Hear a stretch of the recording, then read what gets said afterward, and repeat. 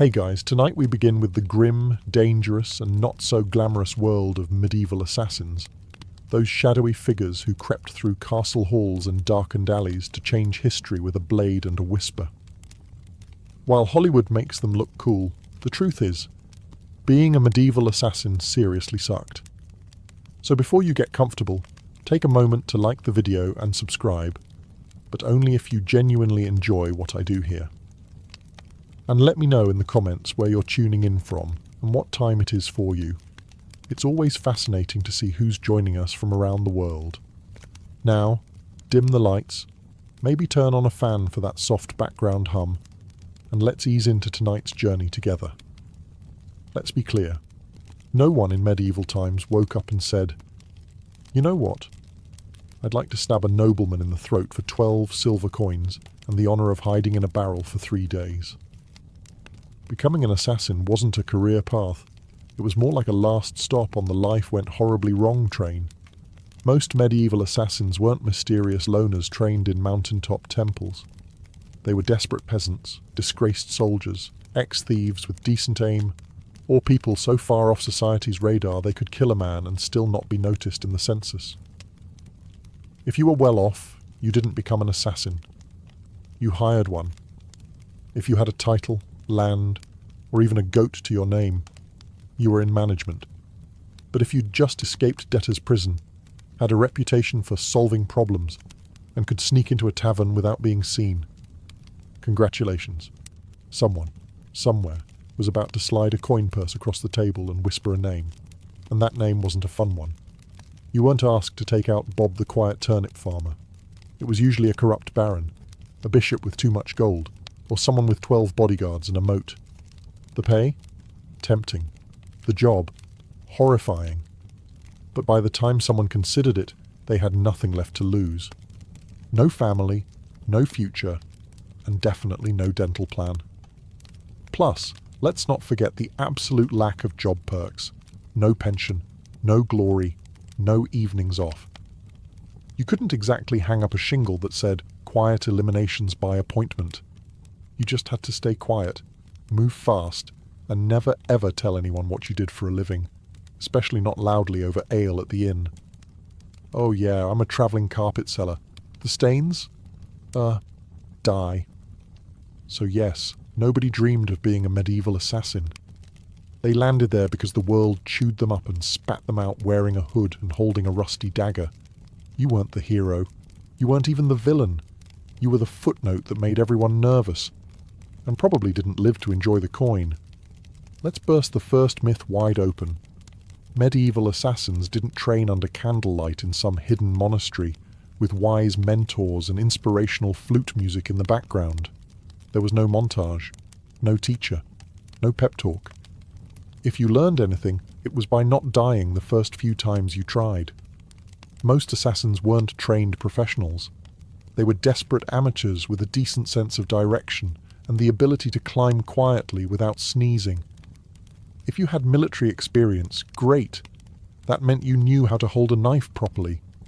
If not, well, stabbing someone is fairly intuitive, but escaping afterward with both kidneys still intact, that takes skill. Or luck. Usually just luck. There were no manuals, no guild orientation meetings, no safety briefings. You didn't get taught how to spot a body double or where nobles keep their bedroom exits. You figured it out while hanging from a windowsill wondering if you just crept into the servants' quarters again. Poison? That was trial and error, with heavy emphasis on error. Sometimes it worked. Sometimes your target just got mildly dizzy and more suspicious of his soup. Sometimes you drank the wrong cup. There was no medieval poison control hotline. Just hope, herbal guesswork, and a strong stomach. Sure, if you were lucky, and I mean lottery lucky, you might have picked up some skills from thieves or mercenaries. Maybe an older assassin showed you how to walk without squeaking on cobblestones. But mentoring wasn't standard. It was rare and short-lived, because assassins don't retire, they disappear. Weapons training? Forget it. You weren't carrying a broadsword. You had a dagger you stole off a guard, maybe a garrote if you were feeling fancy, and whatever else fit under your cloak without jingling. So no, you weren't some shadowy martial arts master. You were a guy with calloused hands, quiet footsteps, and a deeply unhealthy relationship with alleyways. Success didn't come from training. It came from survival. You learned how to kill by doing it. Quickly, sloppily, then vanishing before anyone could sketch your face and tack it to a church door. In short, your education was brutal, practical, and offered zero graduation ceremonies. Just bruises, bloodstains, and the creeping realization that you were very much on your own. Let's talk about why you became an assassin in the first place. Coin. Cold, heavy, jangly, deliciously spendable coin. The promise of it is what got you into this. But the reality, you got paid in lies. When someone hires an assassin, they don't want a long-term relationship. They want a one-time service, no paperwork, and ideally no witnesses, including you. They offer you a pouch of silver, half now, half when the job is done. That's if they're feeling generous. But here's the thing. When the job is done is code for after we verify you didn't mess it up, or make us look bad, or leave a trail that leads back to us, or survive long enough to tell anyone about it. So, you do the job. You sneak through shadows, risk your life. Maybe kill a baron in his sleep. Not pretty, not poetic. And when you return, ah, yes, about that payment. The client fled, terribly sorry. Or worse, they try to kill you. A knife to the gut is cheaper than a bonus. And even when you do get paid, it's never quite enough. Not for the risk, not for the blood, not for the 3 days you spent hiding in a haystack with fleas and moral regret. You get a handful of coins, a curt nod, and a reminder, you were never here. Also, fun fact, some contracts were fake, political traps. You'd be told to assassinate someone dangerous, only to find out it was a decoy with guards waiting. Congratulations, you just walked into a sting operation with your name already carved on the gallows.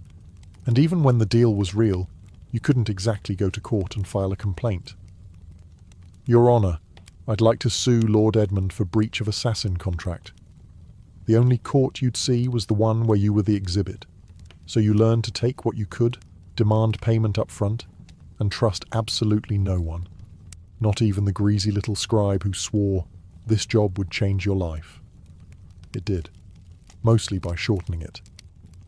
Being an assassin meant living on broken promises and vanishing before they broke you. So you've taken the job. You've been lied to about the pay. You're probably going to die. Now let's talk gear. Forget the fantasy novels and sneaky video games. There were no retractable wrist blades, smoke bombs, enchanted daggers, or crossbows that folded neatly into your boot. Your toolkit consisted of whatever you could steal, sharpen, or hide beneath a tattered cloak without clanking. If you were lucky, and I mean found a gold coin in a dead man's shoe, lucky, you had a good dagger. Not ornate, not curved like a dragon's tooth, just sharp, hopefully rust-free, and ideally one that didn't smell like the last guy you stabbed with it. Poison. It existed, sure, but it wasn't as glamorous as a slow drip into a wine goblet. Most medieval poisons were unpredictable, made from plants, minerals, or toad guts. Some worked instantly. Some took hours. Some made your victim vomit for 2 days and then recover, angrier and now very suspicious of stew. Ropes, occasionally useful. You could strangle, climb, or tie something up with one, but you'd better know how to use it fast, because nothing kills the mood like trying to wrestle someone while muttering, "Wait, which knot goes under again?" Bows. Effective, yes, if you had one, knew how to shoot it, and weren't trying to smuggle it through a palace disguised as a flower arranger. Most assassinations were up close and personal. No time for elegant marksmanship. Just quick, quiet, and hopefully not messy enough to slip in. And you didn't get backups. If your blade bent, broke, or fell down a well, time to improvise. Slate roof tile? Maybe. Rusty nail? Worth a shot. Shoe buckle with intent? Desperate times.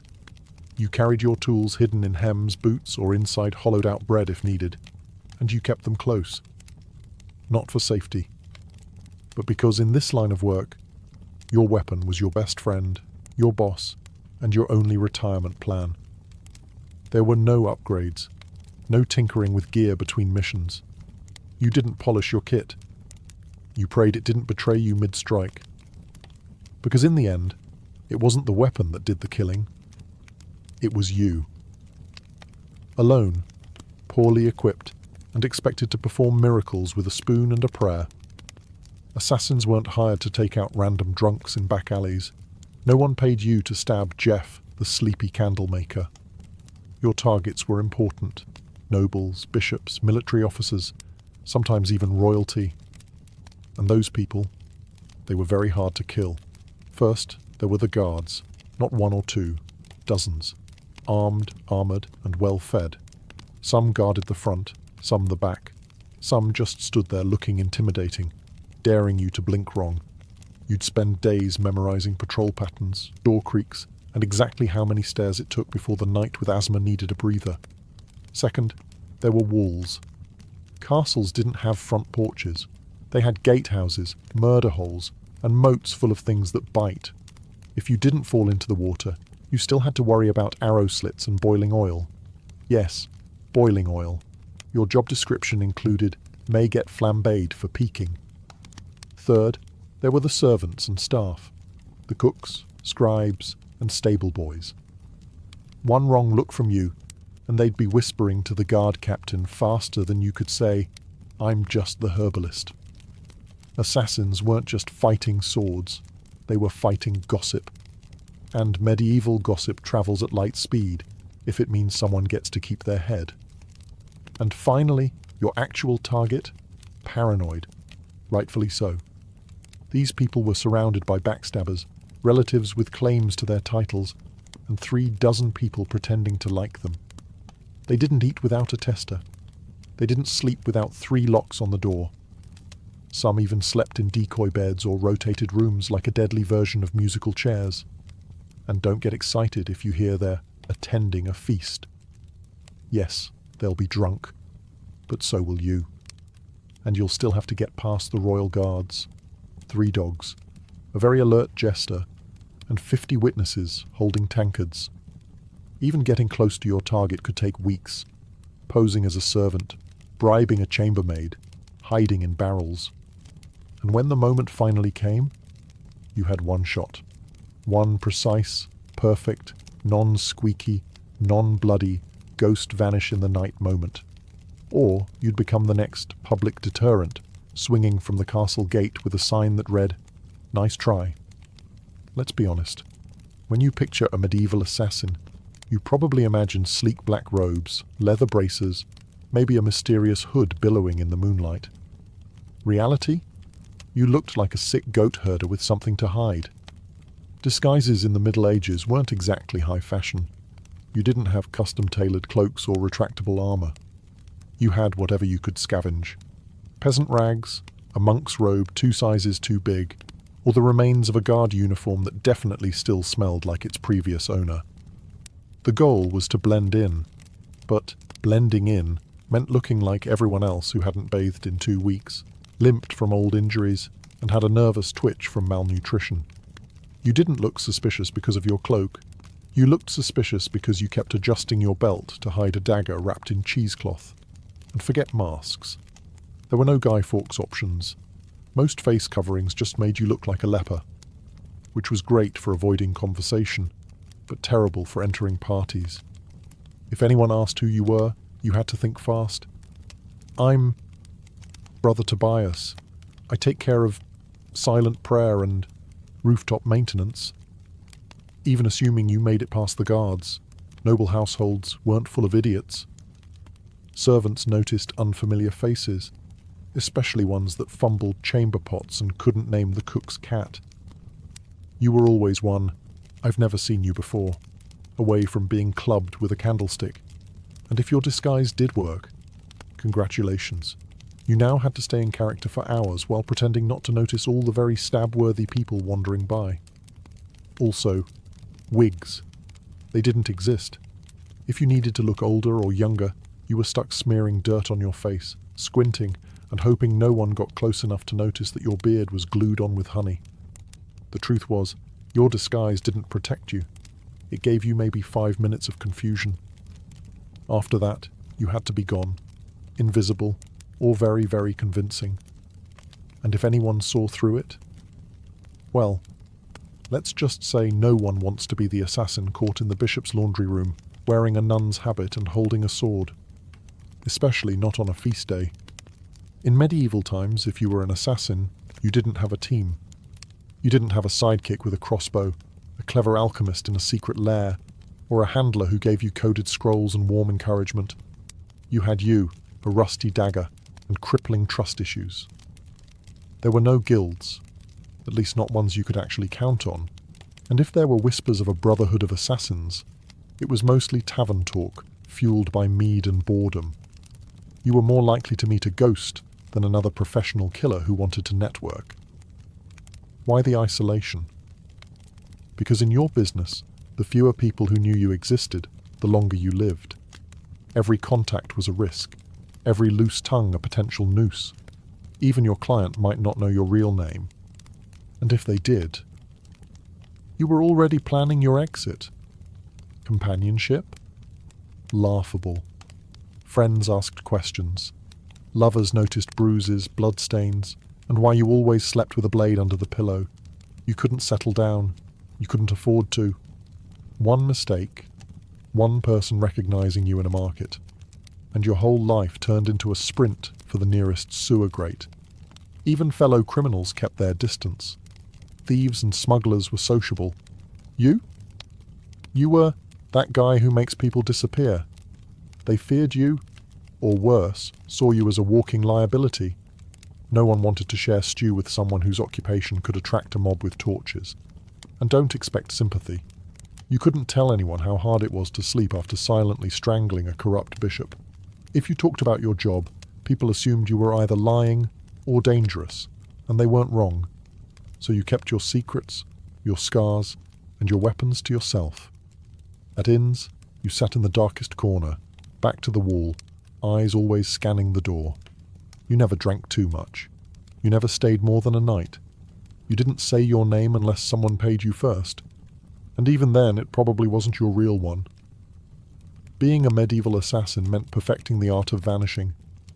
Not just in a crowd, but from every life you never got to have. Let's say you took the job. You planned your route, you bribed the right doorman, you disguised yourself as a very convincing chimney sweep. And then, you froze. Maybe the target turned around unexpectedly. Maybe they were with their child. Maybe you got the shakes at the worst possible moment and your knife hand trembled like a terrified squirrel. Guess what? You're now dead. Because failure, for a medieval assassin, wasn't a slap on the wrist or a bad performance review. It was a public, painful, and wildly theatrical death, often involving ropes, fire, wheels, or sharp iron devices with names like the Bonecracker's Delight. Missing the kill meant blowing the whole operation. Your target lived, and immediately told everyone that someone tried to murder them. Suddenly you weren't a shadow. You were a wanted man with a detailed description, and probably a crude sketch tacked to every tavern wall within 30 miles. And those guards you once snuck past? Now they're motivated. Sometimes it wasn't even your target you had to worry about. It was your client. If you failed, you were no longer an asset. You were a liability. Someone who could be tortured, interrogated, or worse, talk. The very people who paid you would be the first to put out a second contract, on you, and there were no second chances. No. Sorry, the blade slipped. I'll try again tomorrow. You had one shot, one moment in time, and if you blew it, the best you could hope for was to die quickly before anyone found out who hired you. Failure also meant shame, the silent, humiliating kind. You didn't just fail to kill, you failed to be invisible, to be perfect. And for assassins, perfection was survival. Anything less? Might as well paint a target on your back and start practicing your final word speech. It didn't matter how many jobs you'd done before. No one cared that you succeeded 12 times. Because in this profession, You're only as good as your last kill. And if your last kill didn't happen, you'd better start running. So you did it. The plan worked. The dagger struck true. No screams, no guards, just a clean drop to the floor and a very important person who now wasn't. Congratulations. Now run for your life. Because being a successful assassin in medieval times didn't mean sipping wine on a rooftop while the city burns behind you. It meant fleeing through back alleys with someone's blood on your boots and a dog already sniffing your trail. There was no victory lap, no post-job drink with colleagues, no casual debrief with your client. You didn't even get a moment to admire your work. The moment your blade struck, your new job became escaping everyone who now wants to murder you in increasingly creative ways. Guards, coming, doors, locked, horses, tied up on the other side of town. You, probably bleeding. You had to plan your exit before the kill. Routes, disguises, fallback safe houses. Maybe a boatman who owed you a favor, or at least didn't ask questions.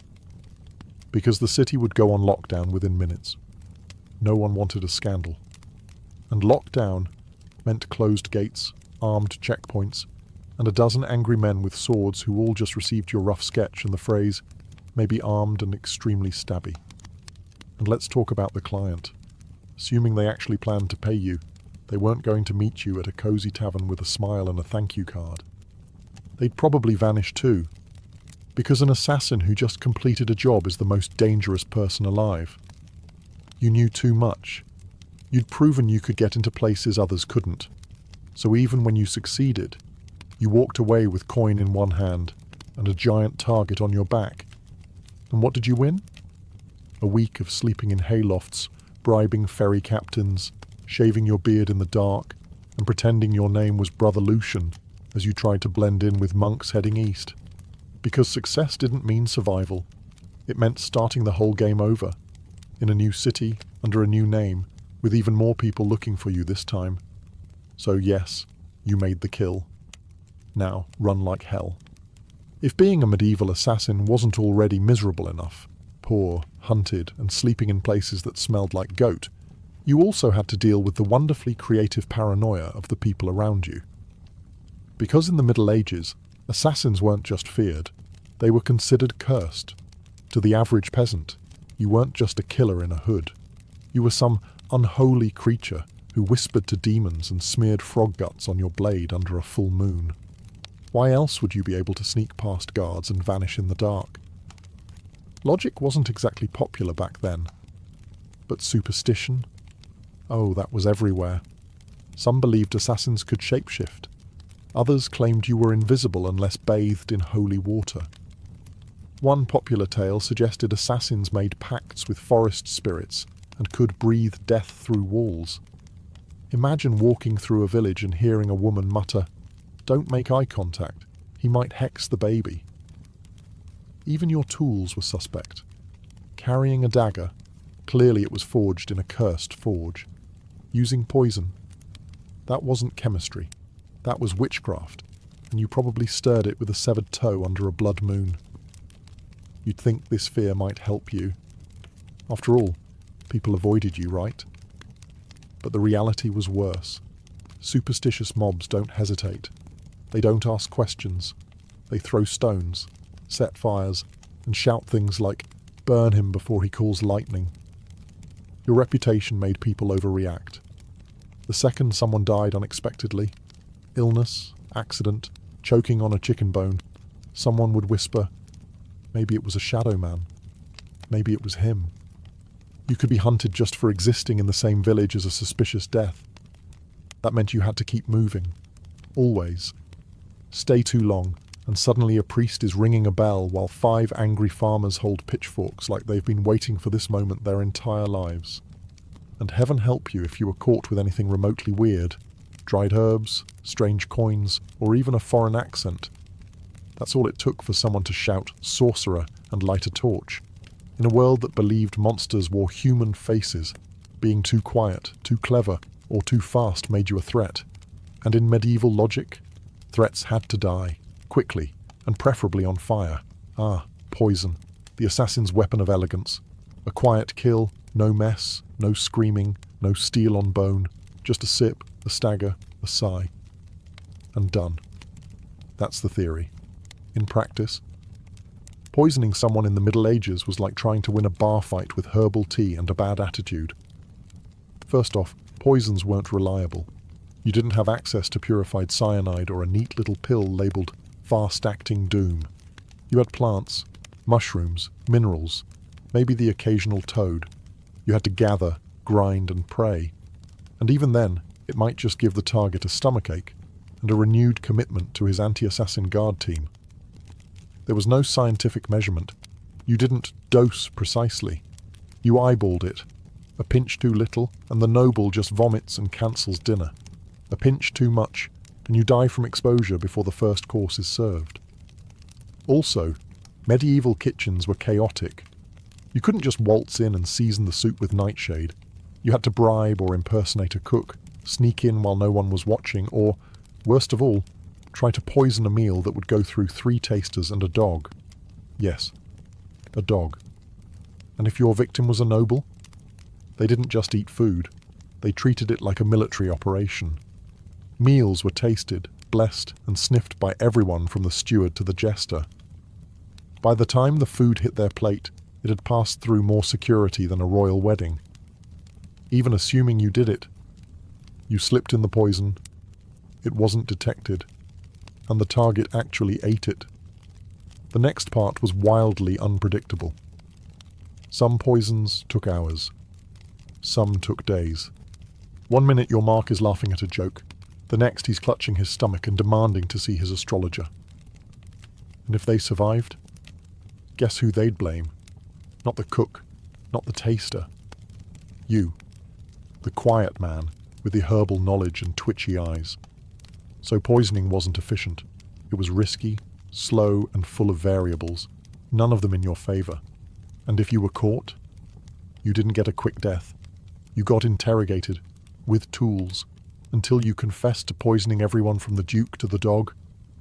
You'd think that if you successfully changed the course of history by removing a tyrant, sabotaging a royal bloodline, or silencing a political threat, someone would remember your name. Nope. You were an assassin. That meant your name was never meant to be remembered. At best, you were a rumor. Some hooded figure, a foreigner with cold eyes, or the quiet man who never finished his ale. You might have pulled off the most legendary hit of the century, and still ended up as a mysterious death in the official record. In fact, that was the point. Your client didn't want a story. They wanted plausible deniability. The fewer people who knew who did it, the safer they were, and the less likely they were to end up poisoned by their own assassin. So your name was buried the moment the job was done, if you even used a real one. You didn't sign your work. You didn't brag. You didn't keep trophies. You didn't exist outside the moment of the kill. And if someone did know your name, that was a loose end. And in your profession, loose ends had a very short shelf life. And forget about honor. There were no medals for silence. No stone monuments for the man who stopped a war with one dagger in the night. If a noble wanted a statue, they commissioned one for themselves. You got a wooden box, an unmarked grave, or if things went really badly, a head on a spike labelled traitor.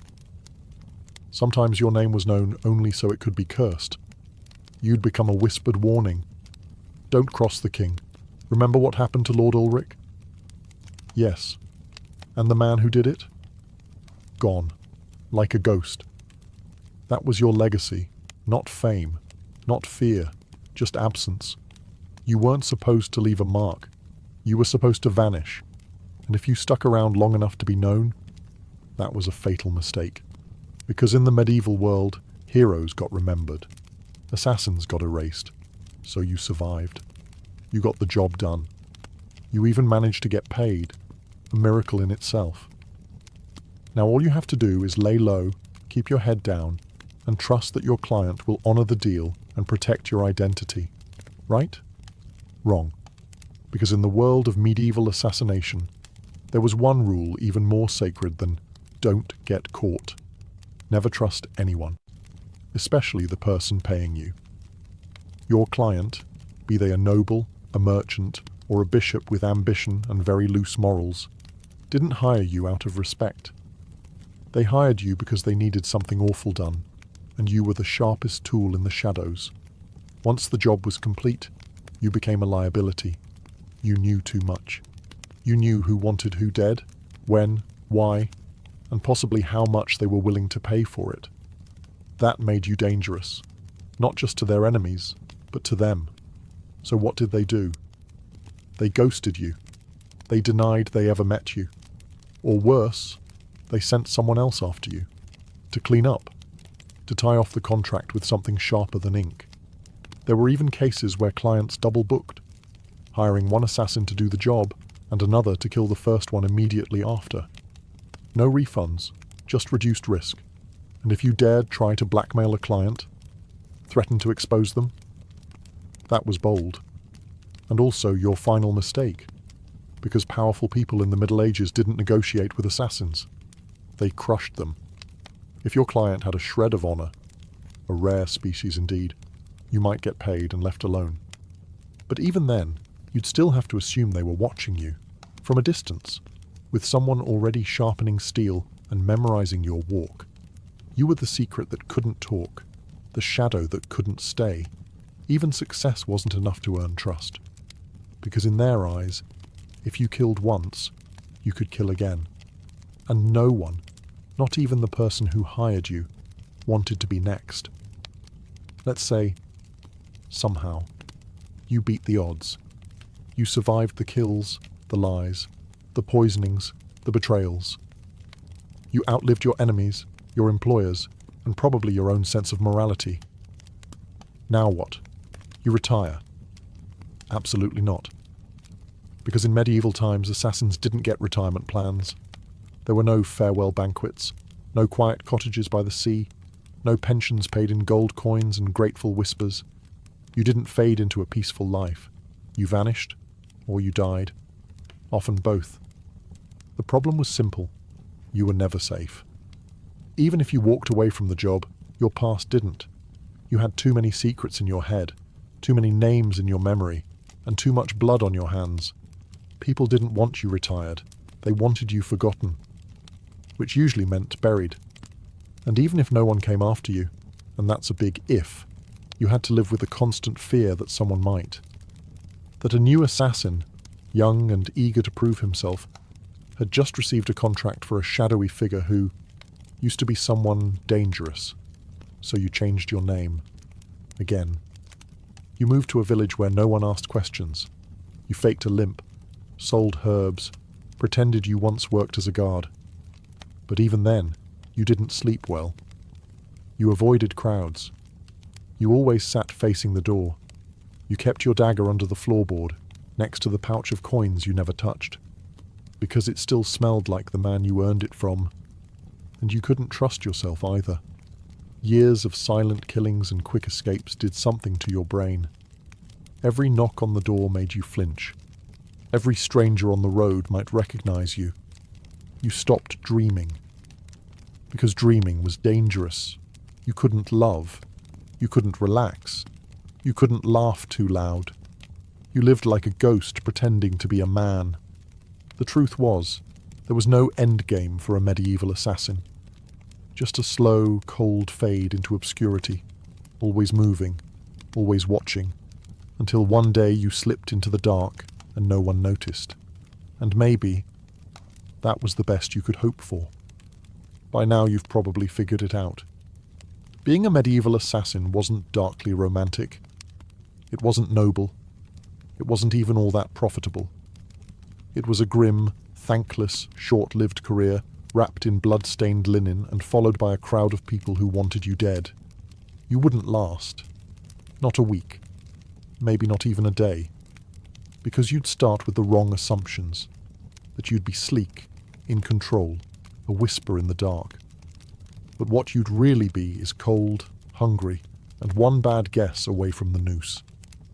You'd slip into town, cloak pulled tight, ready for action, only to discover that your target moved locations, The guards are drunk but trigger-happy, and the stable boy you paid for information just sold you out for a mug of ale and a piece of bread.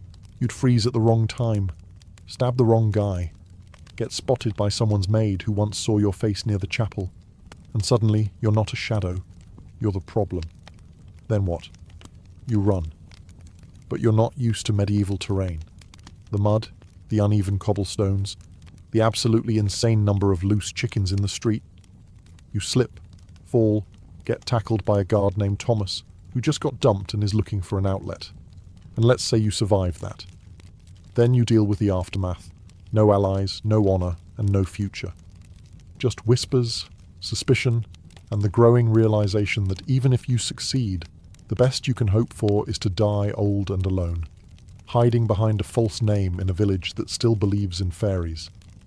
So no, you wouldn't last. And frankly, you shouldn't try. Because the assassin's life wasn't cool. It was a cruel machine that chewed people up and spat out nothing but shadows.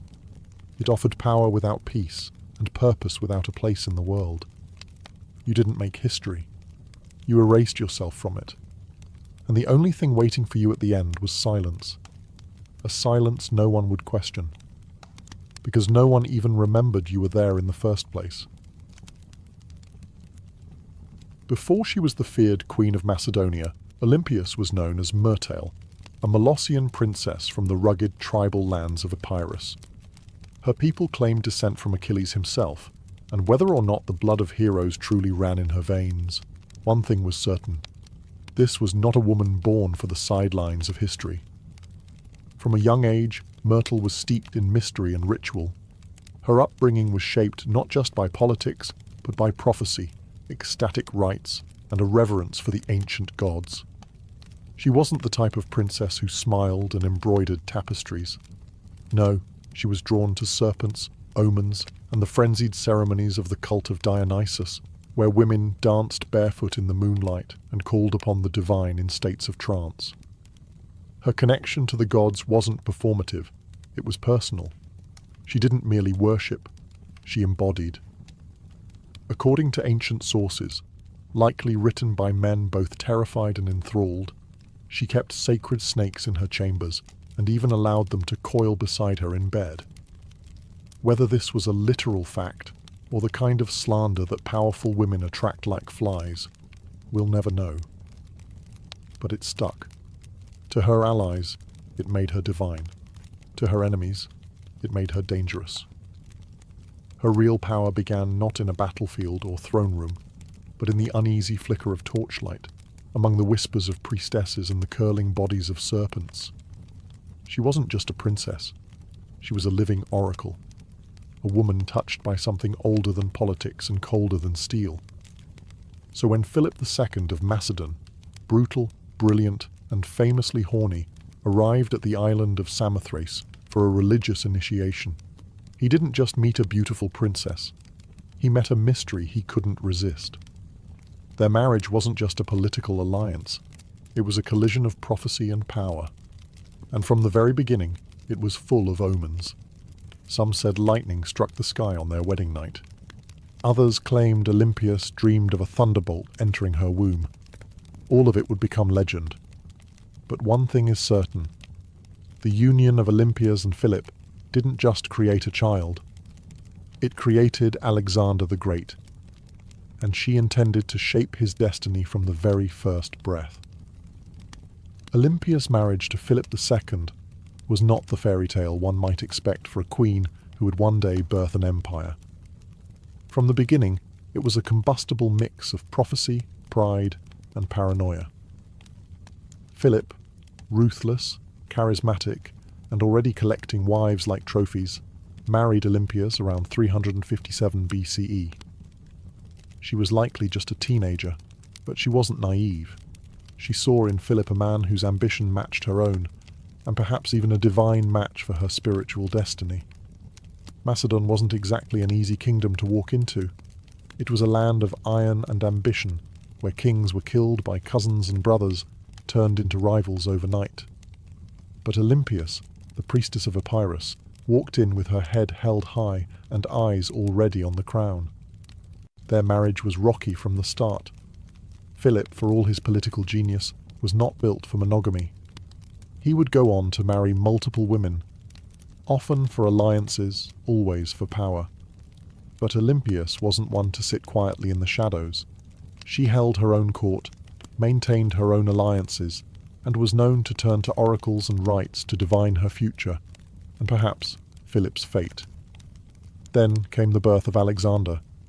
Even that was wrapped in celestial drama. Legends say Olympias dreamed that a thunderbolt struck her womb, and that flames danced around her child without burning him. Philip reportedly had a vision of sealing his wife's womb with a lion. Yes, a literal lion. Whether they believed these visions or invented them, they certainly acted as if Alexander was destined to rule not just a kingdom, but the world. But even as the child was celebrated, cracks in the royal marriage deepened. Olympias resented Philip's other wives, especially his Macedonian bride Cleopatra Eurydice, whom he married later in life. This was more than a domestic issue. It was a threat. Cleopatra was Macedonian-born, and any son she bore would be purer in the eyes of the local nobility. A direct threat to Alexander's future. Olympias saw it clearly.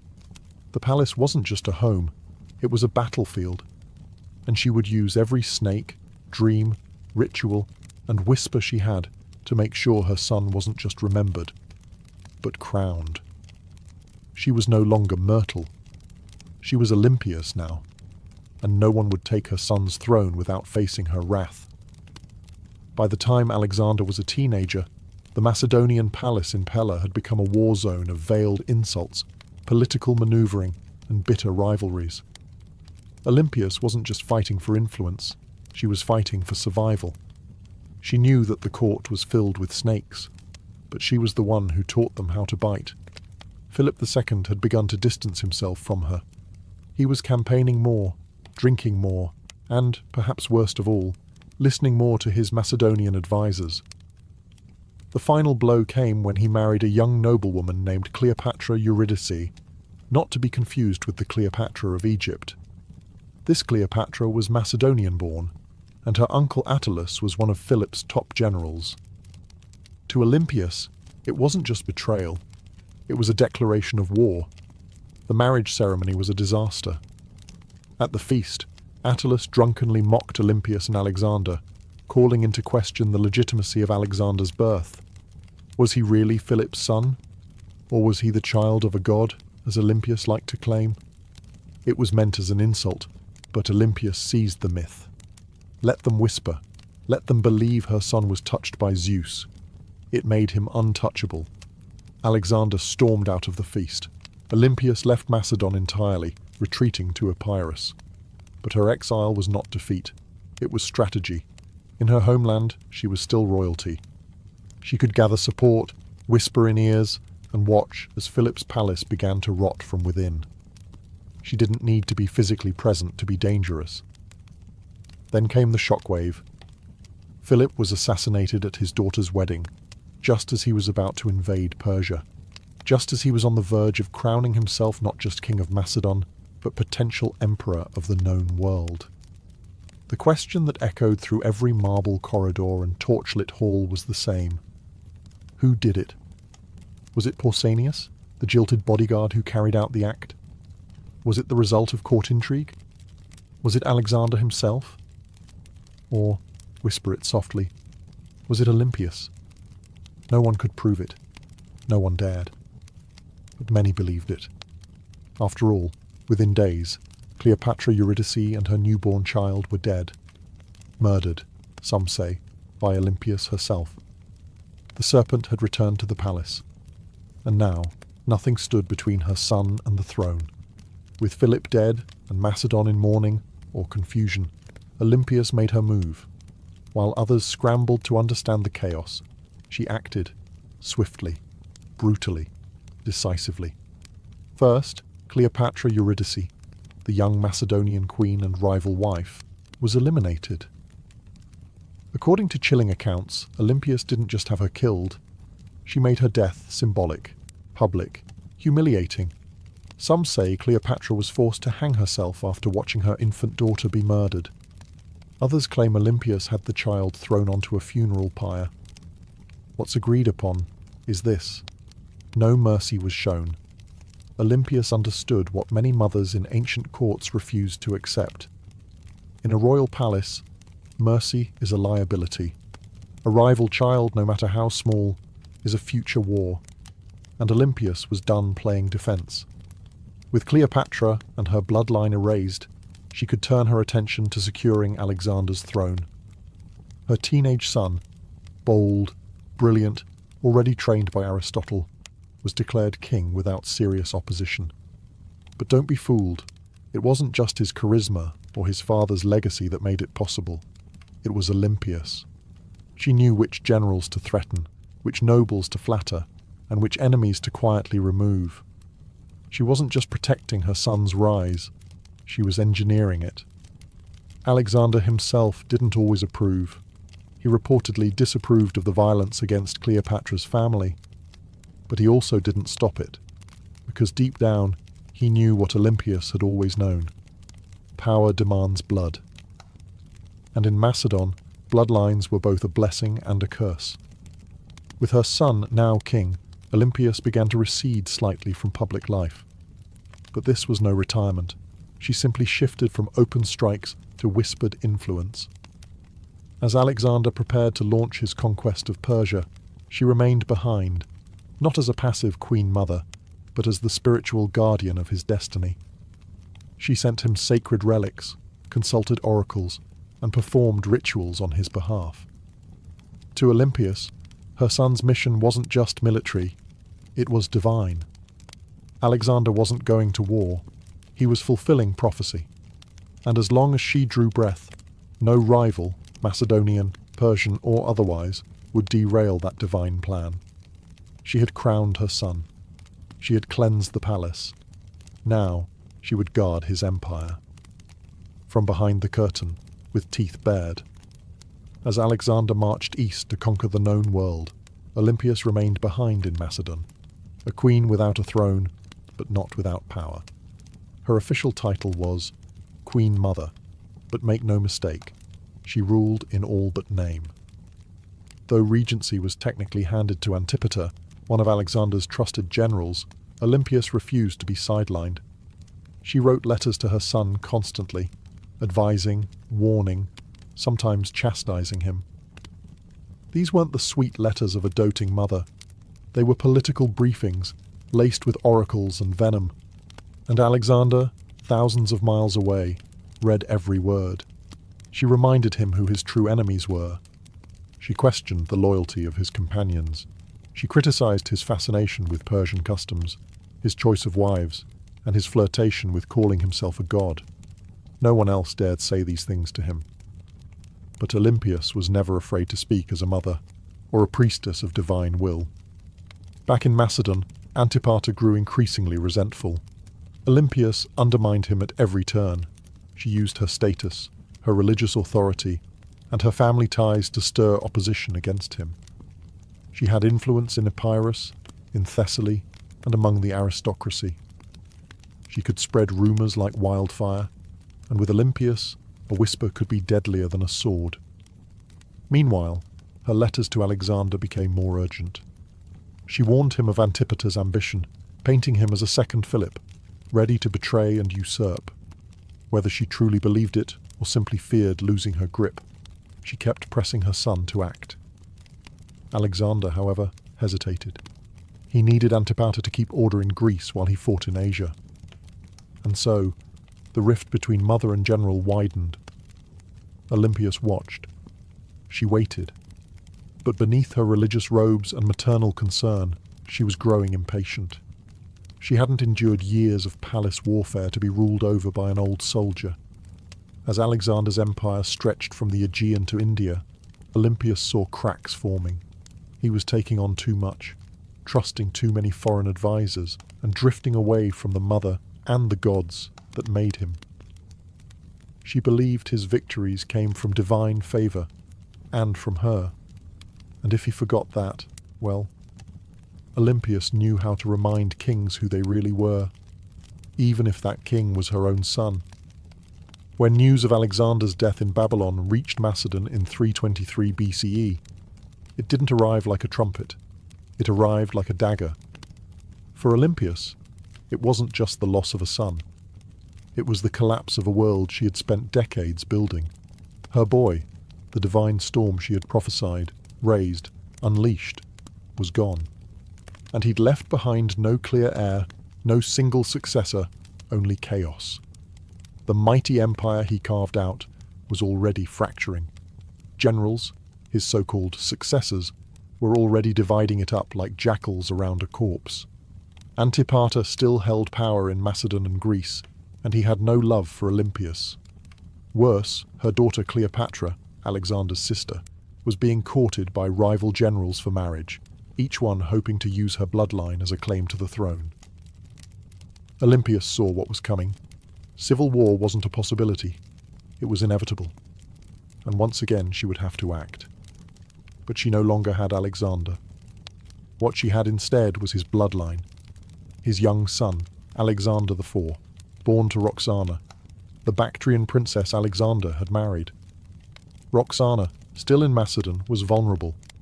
The boy was even more so. Olympias recognized that the infant was now the last true piece of her son's legacy, and that made him a target, but it also made him a weapon. She allied herself with Roxana and the boy, determined to protect them and use the child's birthright to stake her own claim in the political battlefield. But the tide was turning. The generals who once bowed to Alexander had no interest in kneeling to his widow or his mother. They had armies now, ambitions and grudges. Olympias didn't flinch. She'd faced snakes, traitors and kings. A few warlords with crowns and stolen spears wouldn't scare her. So she plotted. She waited. She watched as Antipater died and was replaced by his son Cassander, a man with ice in his veins and no tolerance for the old queen's games. It was only a matter of time before these two forces collided. The serpent mother of Alexander and the cold-eyed usurper who wanted her buried. Alexander was gone, but his shadow was still moving. And Olympias was still coiled within it, ready to strike. Years after Alexander's death, while his empire crumbled into civil war, Olympias made her most audacious move yet. She returned to Macedon, not as a grieving mother, but as a political force of divine fury. The regency had been splintered. Cassander, the son of her old enemy Antipater, was seizing power, and Roxana, along with young Alexander IV, was effectively imprisoned. Olympias saw the writing on the wall. If she did not act now, her grandson would vanish like a shadow at dusk. So she made a deal with Polyperchon, an aging general who still held a flicker of legitimate authority. Olympias would return, not to plead, but to rule. With Polyperchon's backing, she entered Macedon at the head of an army. And the moment her feet touched home soil, everything changed. Towns opened their gates. Soldiers defected to her side. Even some of her old enemies hesitated. Olympias, despite her age, was still a name that shook the ground. Then came her vengeance. One by one she hunted down the loyalists of Cassander. And when she finally caught Philip III Aridaeus, Alexander's mentally impaired half-brother and puppet king, she ordered his execution. According to some sources, his wife Eurydice was captured and given the opportunity to kill herself. When she refused, Olympias had her strangled. It was brutality veiled in royal protocol, and Olympias, ever theatrical, staged the scene like a goddess delivering justice. Her message was clear. Only the bloodline of Alexander had the right to rule. Everyone else was a pretender. For a brief, burning moment, Olympias held the kingdom in her grip.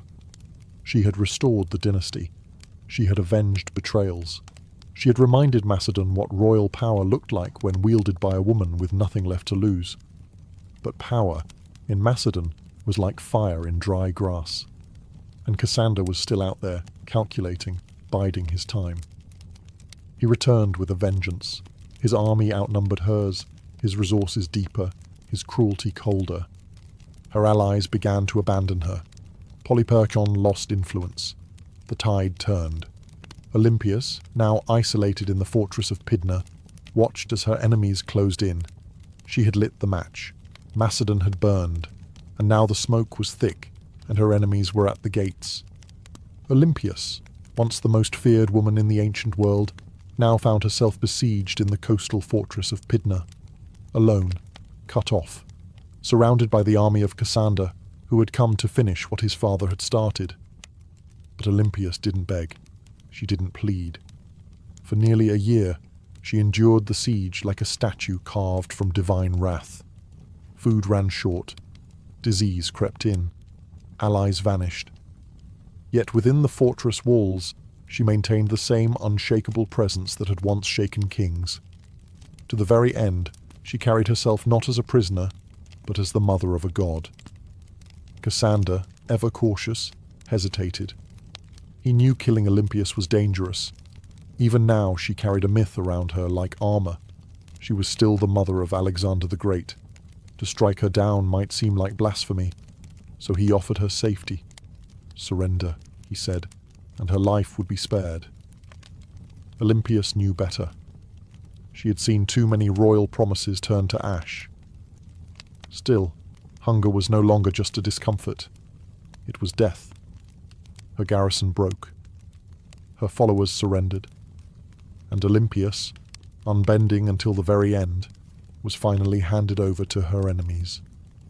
Cassander didn't kill her himself. That would have been too simple and too merciful. Instead, he turned her over to the families of those she had executed during her brief return to power. Let them decide her fate. They condemned her to death. But here's the catch. When the executioners came, no one dared strike the first blow. Olympias stood tall, regal, silent, eyes fixed on them like an oracle staring through smoke. These were Macedonians. They had grown up hearing of her rituals, her visions, her snakes. They had once cheered her son as a living god.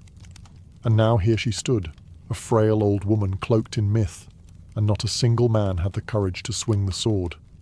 So Cassander sent others, foreigners, outsiders, people who had no memory of her power, only orders to follow. And thus Olympias was finally struck down, not with ceremony, not with dignity, but with silence. Her death marked the end of Alexander's bloodline in any meaningful power, and with it, the final ember of an empire founded on divine ambition was snuffed out. But even in death, Olympias left behind a shadow, and history would never forget the Serpent Queen. Olympias died not on a throne, but in the dust, unarmed, abandoned, and executed by the very people she once ruled. But history is strange. It does not always favor the ones who die in silk sheets. Sometimes it remembers those who went down hissing. And Olympias was never meant for quiet history. In life, she had wielded motherhood like a sword and prophecy like a shield. She wasn't just the mother of Alexander the Great. She was one of the architects of his rise. Without her, there is no myth of the divine child, no rituals whispering of thunderbolts and lions, no ruthless purging of rivals that cleared the path for a teenage king to rule the known world. Olympias didn't just give birth to an empire, she defended it with claws. Yet even among the ancient world's most ruthless dynasts, Olympias stands apart. She didn't command armies in the field like Cleopatra or ride into battle like Boudicca. Her battlefield was subtler and colder. It was a world of poison goblets, political marriages, priestesses, and oracles. She understood the power of fear, and even more importantly, she understood the power of belief. She made people believe her son was divine, and she may have believed it herself. Her enemies branded her a murderer, a witch, a manipulator, and they weren't wrong. Olympias was all those things, and more. She was the product of a brutal world that respected cunning far more than kindness, and she learned early that mercy was a luxury queens couldn't afford. In the centuries that followed, she was both vilified and mythologized. Some called her a villain, others a visionary. But no historian, ancient or modern, could call her irrelevant. She haunted the legacy of Alexander like a phantom, always in the background, always just behind the curtain, and maybe that's exactly where she belonged. Not as a tragic mother or a footnote in a king's story, but as a story unto herself. The woman who wrapped herself in prophecy, slept beside snakes, and outlived gods. Olympia's bones turned to dust long ago, but her legend endures. In every tale of ruthless queens, in every whisper of blood-born destiny, in every empire built on myth, she is still there, coiled in the dark, waiting. On the sun-bleached island of Crete, just a few miles south of the modern city of Heraklion, lies a ruin that feels more like a dream than a real place. Stone corridors snake in all directions, rooms twist and double back, staircases lead nowhere. It's easy to lose your sense of direction even today. This place is Knossos, the heart of Minoan civilization, and the supposed inspiration for one of the most enduring myths in human history, the Labyrinth of the Minotaur. But before there was a legend, there was a palace unlike any other. Built around 1900 BCE and expanded over centuries, Knossos wasn't just a royal residence, it was an entire city under one roof. Covering nearly 150,000 square feet, it featured over 1,000 rooms, light wells, storage magazines, shrines, workshops, and what may have been the first flushing toilets in history. It had running water, multi-story apartments, and an intricate system of air circulation. This wasn't a primitive fortress. It was an architectural masterpiece. To modern archaeologists, Knossos looks like organized chaos. To ancient visitors, it probably felt like magic. The man who brought Knossos into modern awareness was British archaeologist Arthur Evans. In the early 1900s, Evans excavated the site and quickly became convinced that this was the origin of the Greek labyrinth myth. The layout was disorienting, the architecture deeply symbolic, and everywhere he turned, he found motifs of bulls, painted on walls, carved into stone, or sculpted into tiny golden charms. The bull, after all, was sacred to the Minoans. Evans even went so far as to name the civilization after the mythic king Minos.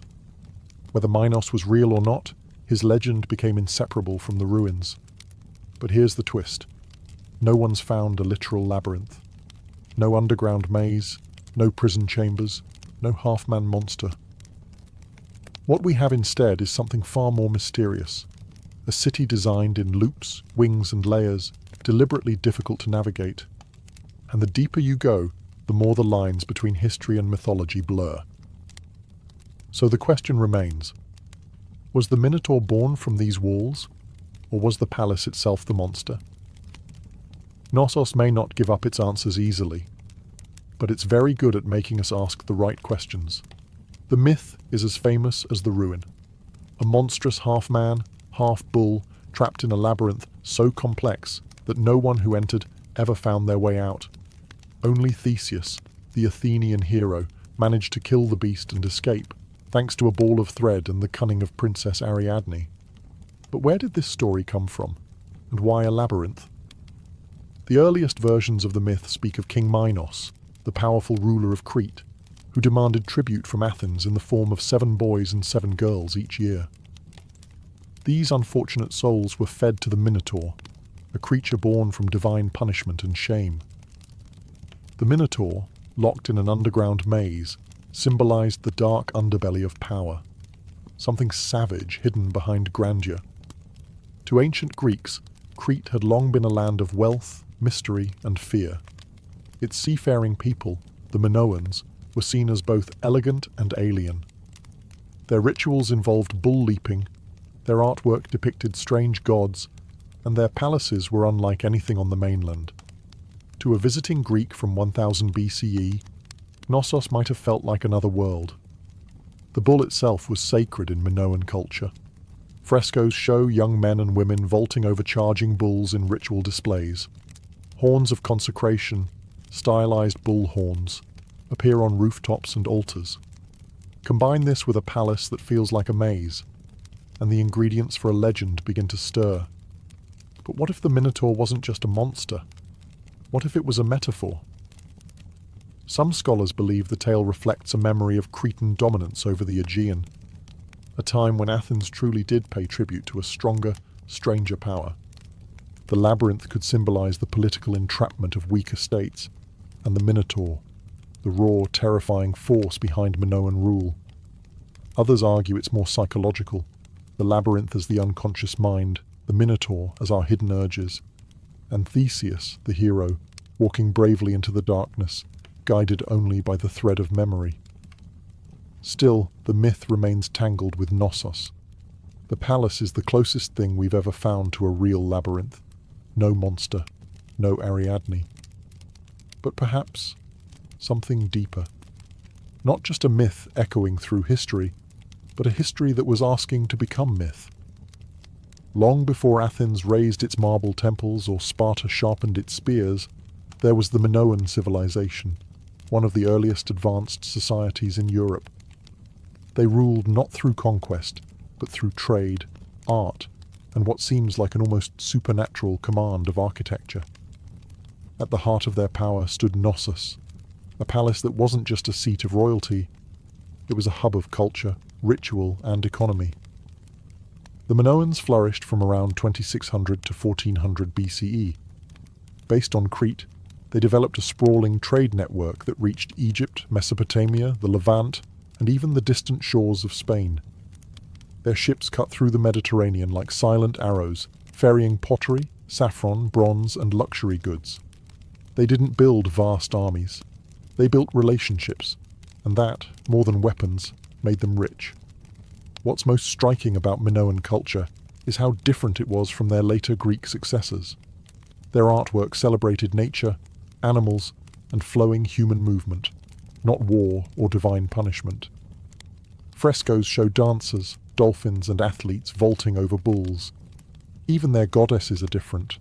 Powerful, bare-breasted figures often holding snakes, symbols of fertility, transformation, or protection. At the center of it all was Knossos, not a fortress on a hill, but a complex in a fertile valley. It had no massive defensive walls, suggesting the Minoans either felt secure on their island, or projected enough power to make defense unnecessary. Their confidence was architectural. Multi-story buildings, colonnaded courtyards, and advanced plumbing systems hinted at a society far ahead of its time.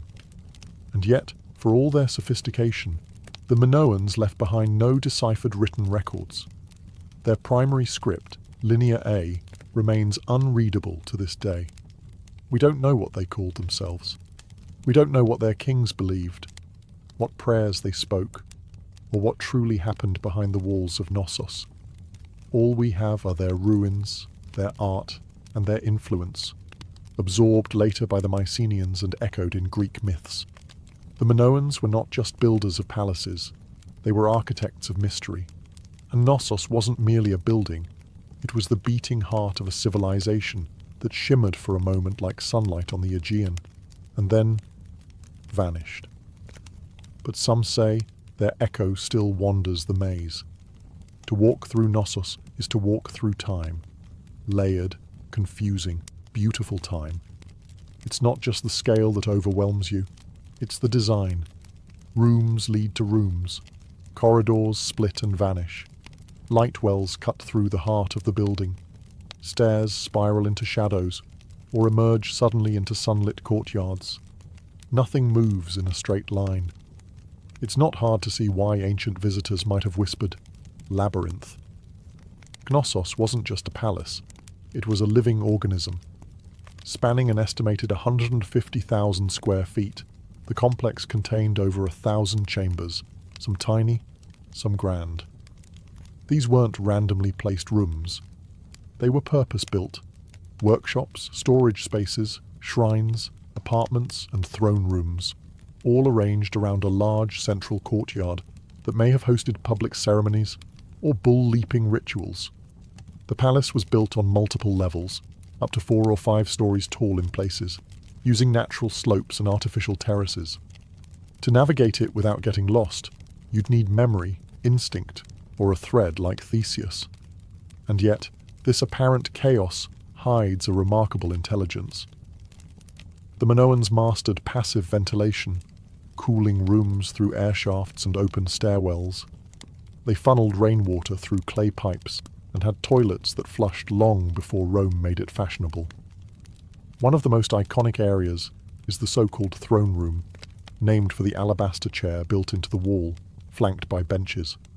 Around it are frescoes of griffins, mythical guardians. Was this the seat of a priest-king? A goddess's chamber? A sacred court? No one knows for certain. And the walls, they speak in colour. Vibrant frescoes show dolphins swimming above bathtubs, women in elegant flounced skirts with bare chests, youths leaping bulls mid-air. The art wasn't just decoration, it was identity, fluid, natural, deeply connected to earth and sea. Still, the deeper you go, the more Knossos begins to disorient. Some parts seem intentionally complex, like they were designed to confuse. Maybe that's the root of the labyrinth legend. Not a prison for monsters, but a palace that felt alive. A building that invited awe, ritual, and just a touch of fear. No locked doors, no mythical beasts. Just a place built to make you question where you were and what was waiting around the next corner. Knossos wasn't just an administrative centre or royal residence. It was a place of worship, an architectural expression of the Minoan soul, steeped in ritual, myth, and divine mystery. Unlike later Greek temples, there are no towering columns to Zeus or marble shrines to Athena. Instead, the spiritual world of Knossos is more subtle, woven into the fabric of the building itself. Shrines hide in corners. Pillars rise like sacred sentinels. Horns, stylized, carved, symbolic, appear on rooftops and altars. Everywhere you look, the bull motif dominates, suggesting a powerful connection between worship, the natural world, and this revered animal. The Minoans didn't seem to fear the bull. They celebrated it. The famous bull-leaping fresco in Knossos isn't just athletic art. It may depict a religious rite. Young men and women vaulting over a charging bull, locked in a dance of danger and grace. It wasn't sport.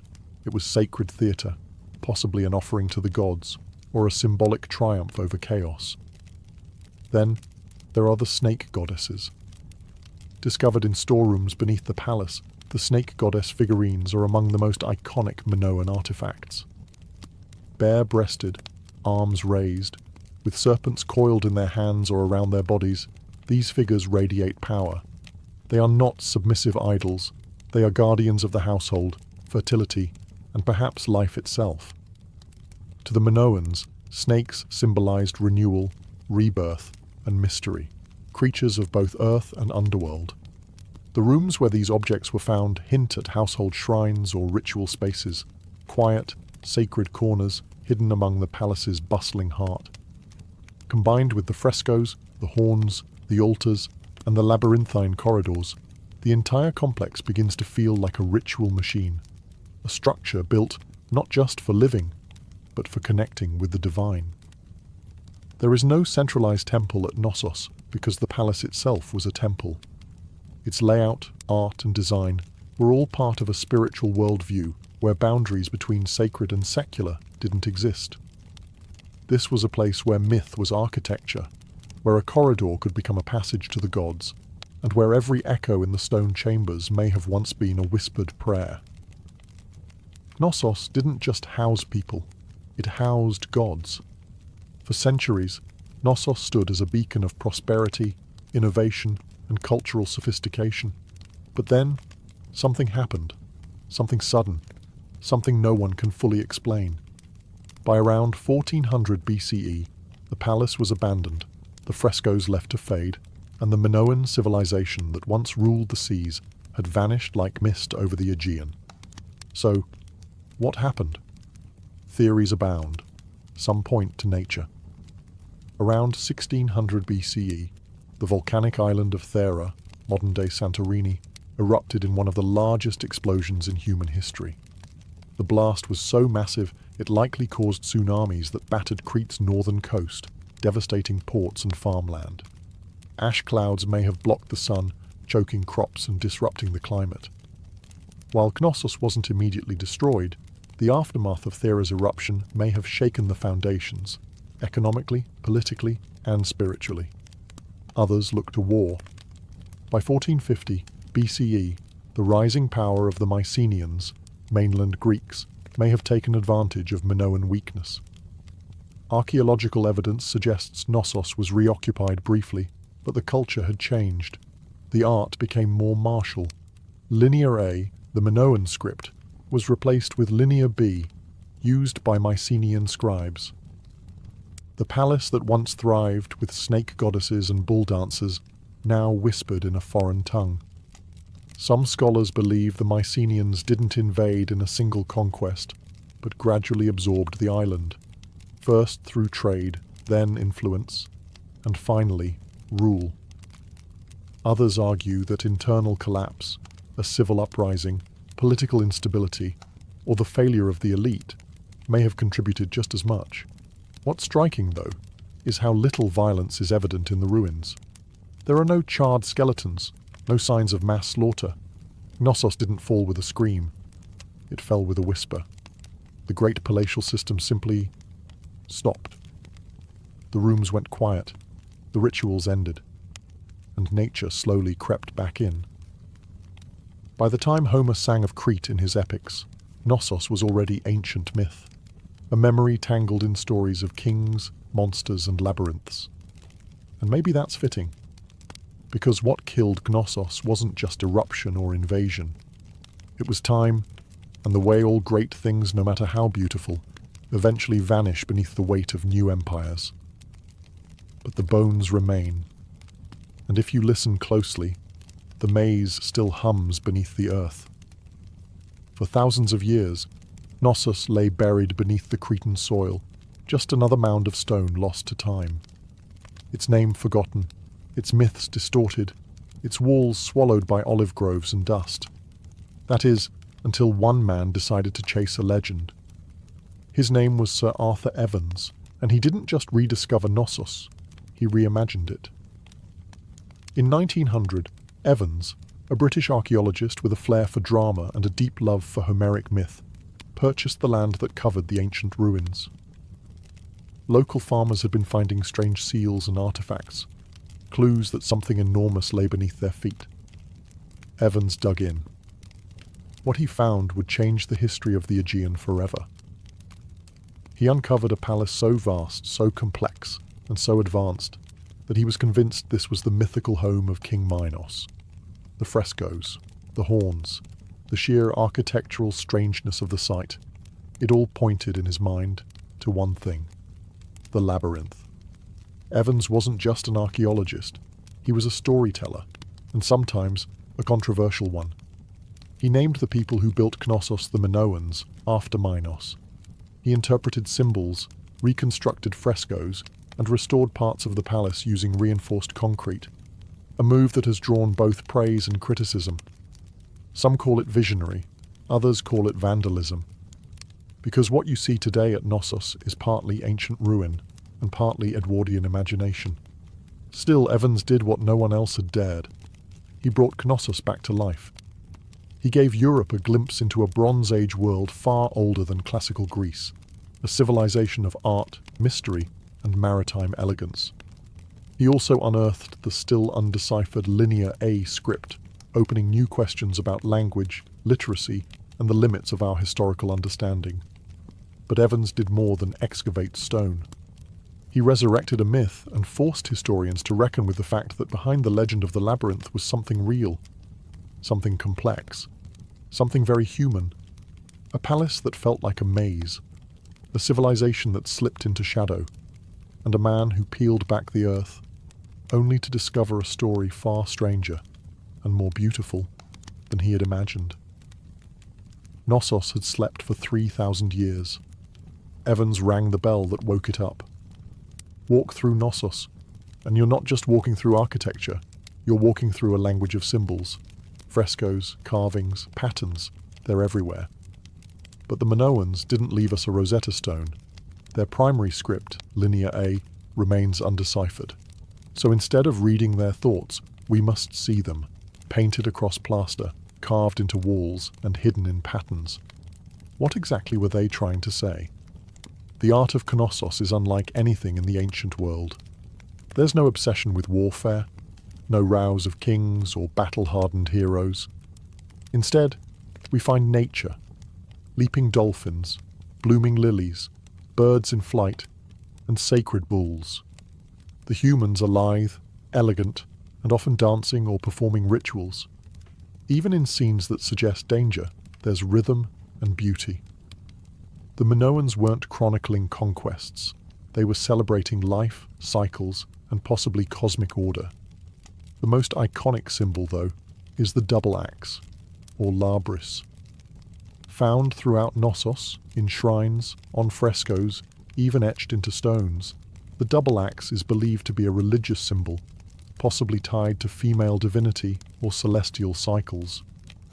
Some suggest the very word labyrinth might derive from labrise, making the labyrinth not a maze at all, but a house of the double axe, a sacred space, not a trap.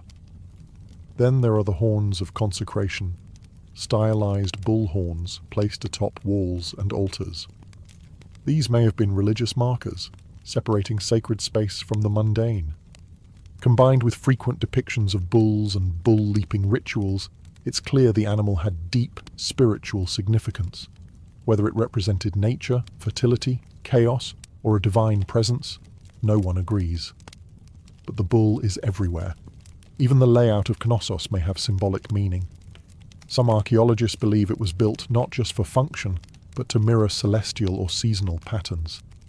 Its winding corridors and nested rooms could represent a journey. Through life, through death, through the underworld. A spiritual maze, not a physical prison. But without a deciphered script, every theory walks a thin line between insight and imagination. The Minoans spoke in symbols, not stories, and so we're left to interpret. What is Knossos saying? We hear the rhythms, we see the images, but the meaning? That remains just out of reach, like a thread unraveling into myth. Knossos is a ruin, yes, but it doesn't feel dead. Walk its corridors today and you'll sense something humming just beneath the surface. Not ghosts, not gods, but echoes of myths, of lives, of questions that refuse to go away. Thousands of years after its fall, Knossos still holds us in its maze. Tourists wander its halls, archaeologists dig for answers, and writers spin new tales inspired by its shadow. The Minotaur may be myth, but the feeling of the labyrinth is real. We don't know who ruled Knossos. We don't know the names of its kings, queens, or priests. We don't know the prayers they whispered, or the laws they lived by, but we know they loved beauty. We know they worshipped nature. We know they understood balance between architecture and art, between ritual and reality, and we know they were the first. Before the Parthenon, before Rome, before the Hebrew temples or the Persian palaces, there was Knossos, a palace that was also a city that was also a temple that may have also been a story, because perhaps that's what the labyrinth really is, not a prison, not a puzzle, but a narrative carved in stone, a myth in architectural form. The legend of the Minotaur didn't arise from nothing. It came from this place, from the confusion of its corridors, the reverence of its bull rituals, and the awe it inspired in generations who tried to make sense of it. The Greeks turned it into a story, we turned it into archaeology, but at its core, Knossos has always been both. Today, we can walk its ruins in broad daylight. We can take photos, draw maps, and even reconstruct its frescoes. But the mystery hasn't vanished. The line between fact and legend still shimmers, like heat over stone. Maybe that's why Knossos endures, because it doesn't give us all the answers. It reminds us that sometimes history isn't meant to be solved, it's meant to be felt. And Knossos, ancient, tangled, half-remembered, isn't just a place on a map. It's a question, one that leads us deeper with every step. And like Theseus, we're all still following the thread. Ancient engineers knew exactly what they were doing. The earliest rams were handheld. Teams of soldiers simply lifted a tree trunk and smashed it against enemy defenses like frenzied lumberjacks. But over time, the battering ram evolved. Engineers realized that mounting the ram inside a wheeled frame, often with a roof to protect the crew from arrows and boiling oil, turned it from a tool into a weapon of terror. The Assyrians, masters of siege warfare, turned rams into psychological weapons. Their siege towers combined rams with archer platforms, meaning a city's gates were being destroyed, while defenders were under constant fire. Relief carvings from Nineveh show rams with pointed iron tips, rolling up to the gates of rebellious cities like slow-moving gods of destruction. And it wasn't just the front door they were smashing. Rams were often used to breach weak points in walls, batter down watchtowers, or collapse gatehouses entirely. Their presence meant one thing: surrender, or watch your defenses crumble like stale bread. The Greeks refined them, the Romans perfected them. Roman engineers built massive rams called ares, Latin for ram, suspended with chains or ropes inside enormous siege shelters. Some were so big they needed dozens of men to operate, and the rhythm of their swinging beam was said to sound like thunder rolling across stone. And yet, for all their brute force, battering rams required serious teamwork. Operators had to keep the ram swinging in sync, while also defending it from burning missiles, stones, and all manner of foul substances hurled from above. A stalled ram was a dead ram. Still, when a battering ram got going, really going, it was unstoppable. Wooden muscle versus human masonry. It was ancient physics, weaponized, and it was only the beginning of how engineers would make walls weep. If the battering ram was the brute, the catapult was the tactician. Where rams smashed close up, catapults attacked from a distance, launching not just stones, but psychological dread.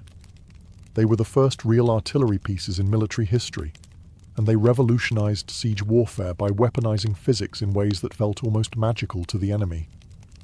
The earliest catapults emerged from the Greek world around the 4th century BCE, a product of brilliant minds who wanted to add range and momentum to warfare. Dionysius I of Syracuse, a tyrant with a taste for cutting-edge violence, commissioned the first torsion-powered catapults, devices that used twisted bundles of sinew or hair as tension springs. These weren't slingshots for giants.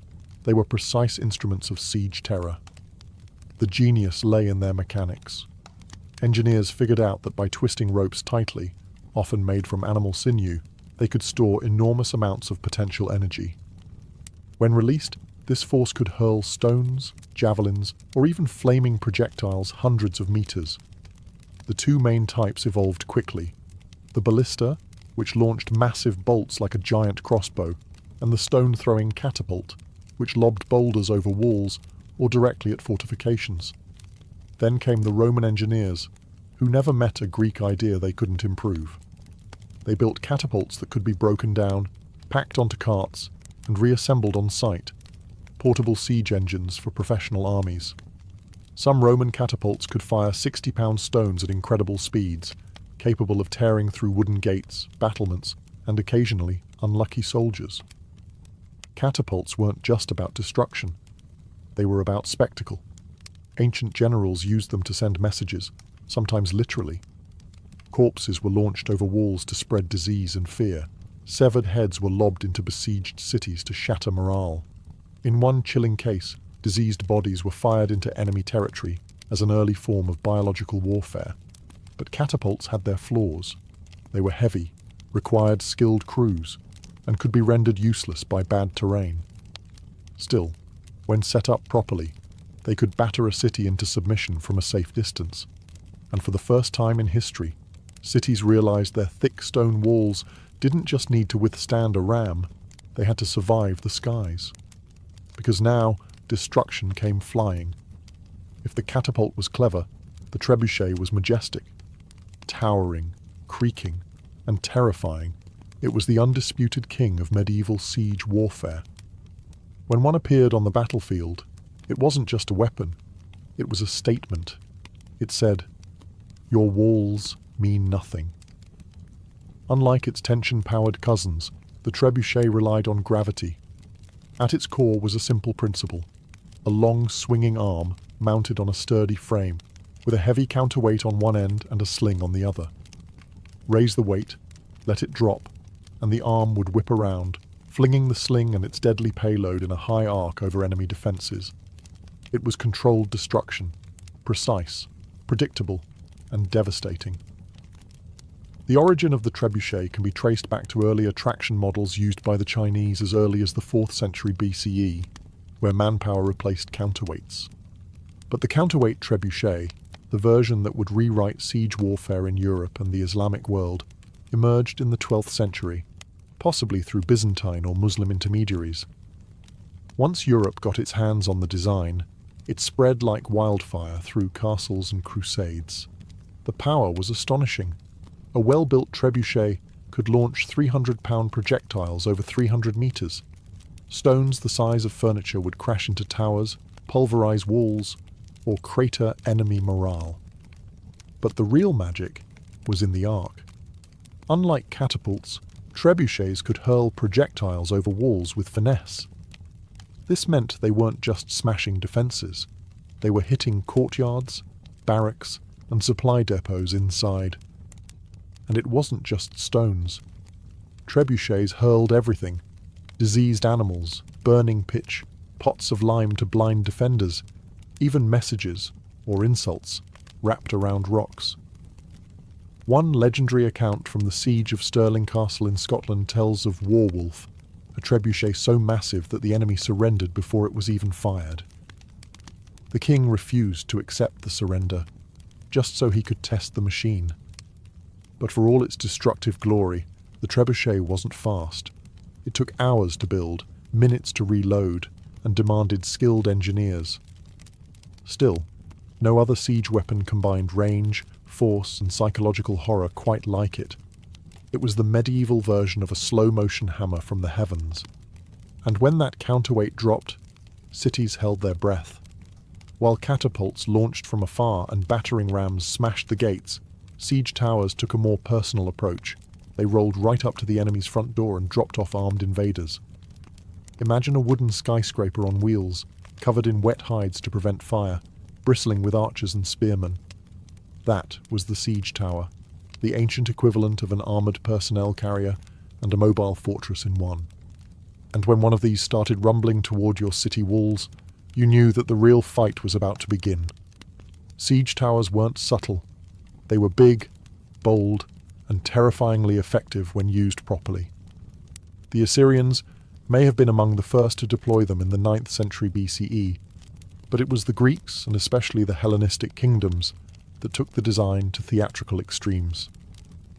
During the siege of Rhodes in 305 BCE, the Macedonian general Demetrius built a 9-story tower called the Helepolis, or Taker of Cities.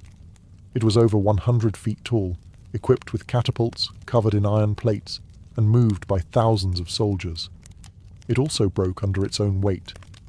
But the ambition, unmatched. The logic behind siege towers was simple. Walls only work if you can't get over them. Siege towers eliminated that advantage by creating an elevated platform from which attackers could descend onto the battlements, bypassing gates and scaling ladders. From the top deck, archers could rain death down onto defenders, while troops on the lower levels prepared to board. But these towers weren't invincible. They were slow, vulnerable to mud, and prime targets for defenders with fire arrows, rolling boulders, or even sabotaged terrain. Smart defenders would dig ditches, flood moats, or build secondary inner walls, known as counterscarp defences, just to stop a tower's approach. Still, when they worked spectacularly. A breach in the wall was one thing, but having your own ramparts suddenly crowded with enemy soldiers, that was chaos. Siege towers transformed the battlefield from a horizontal contest of strength to a vertical race for survival. They made height an asset and a liability. And once the gangplank dropped from a siege tower to the city walls, there was no turning back. It was time for hand-to-hand hell. While rams smashed and trebuchets soared, some of the most devastating siege tactics happened silently, underground. Siege tunneling, or sapping, was the dark art of defeating a city by removing the ground it stood on. Literally. The idea was ancient and horrifyingly effective. Dig beneath the enemy's wall, prop it up with wooden supports, then set those supports on fire. When the timbers burned away, the tunnel collapsed, taking the foundation of the wall with it. One moment, your city stood strong. The next, a massive section of the outer wall crumbled like stale bread. This method didn't look glorious. There were no grand engines or thunderous launches. But tunneling was the slow, invisible killer of fortress warfare. The Assyrians practiced early versions of it, but the technique reached full maturity with the Greeks, Persians, and later medieval European armies. During the siege of Plataea in 429 BCE, the Spartans attempted tunneling beneath the walls, only for the defenders to dig counter-tunnels and intercept them mid-dig, turning the soil into a knife-fight nightmare. This defensive tactic became known as countermining, and it added an eerie element to siege warfare. Imagine soldiers digging in pitch black, hundreds of feet beneath the earth, listening for the sound of enemy picks. The moment they heard tapping, they'd race to intercept, often resulting in violent, claustrophobic skirmishes fought by torchlight with knives and shovels. There was no glory in it, just terror, suffocation, and dirt.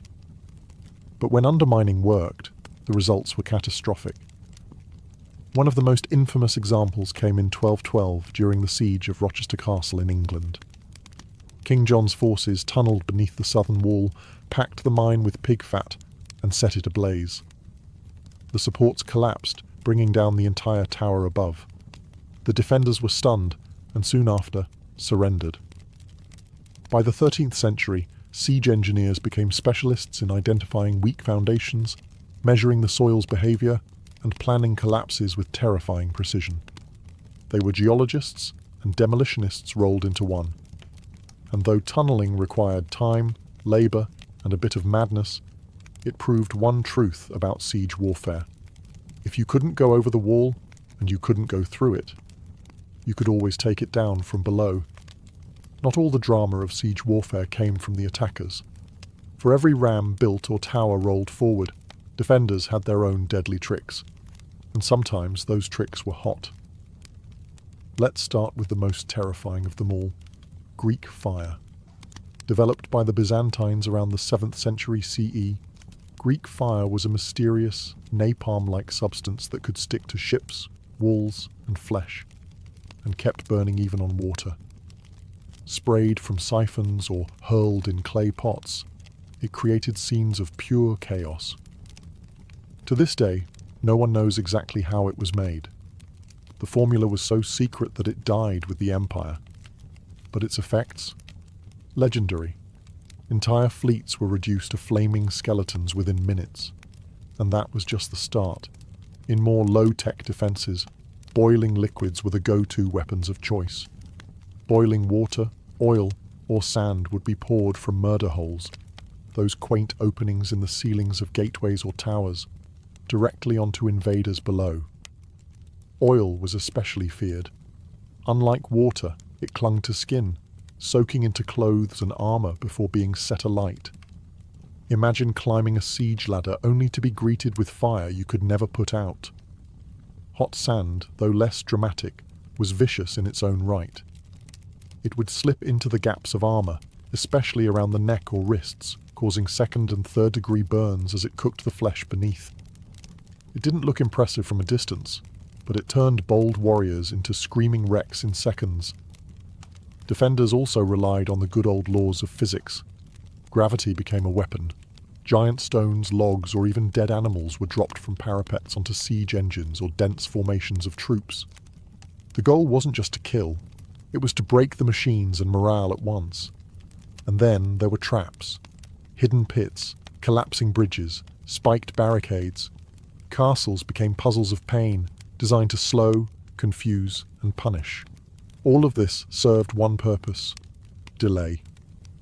Every minute a wall held was a minute closer to enemy supply lines running thin, to disease spreading in camps, or to reinforcements arriving.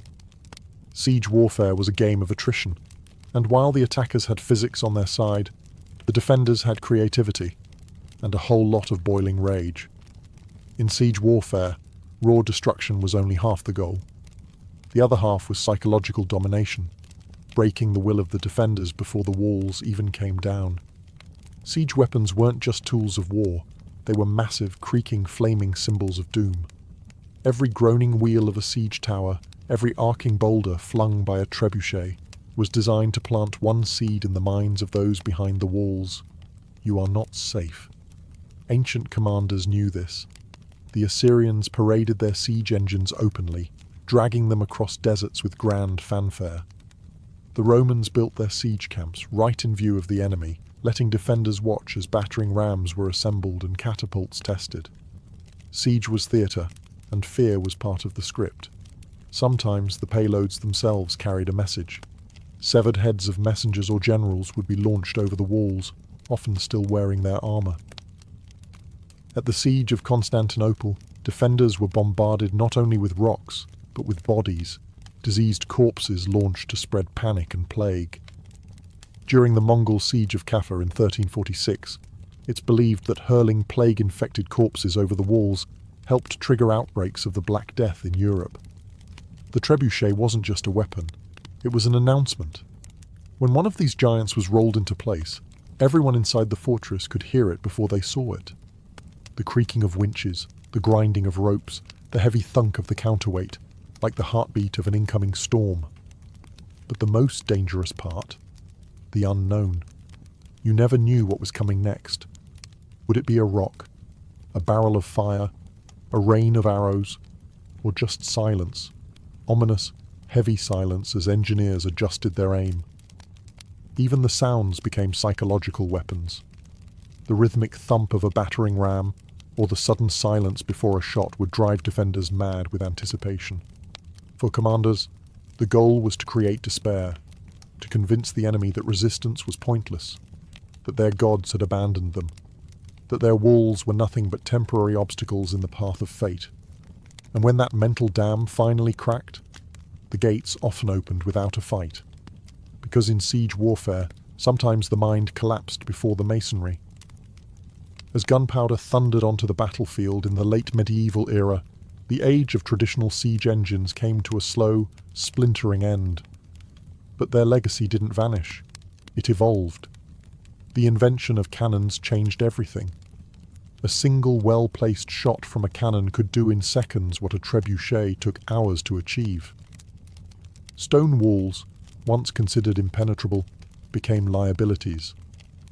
By the 15th century, the great castles of Europe were crumbling not from undermining or fire, but from iron balls crashing through their parapets.